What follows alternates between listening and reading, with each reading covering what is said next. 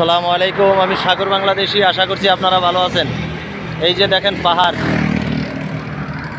পাহাড়তলি, এই যে চট্টগ্রাম।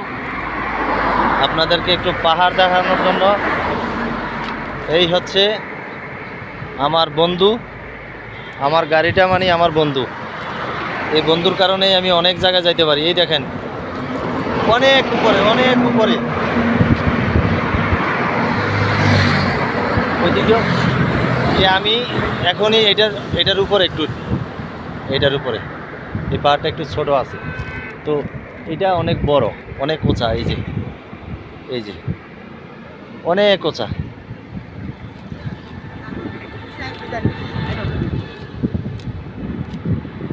জায়গাটা, খুবই সুন্দর।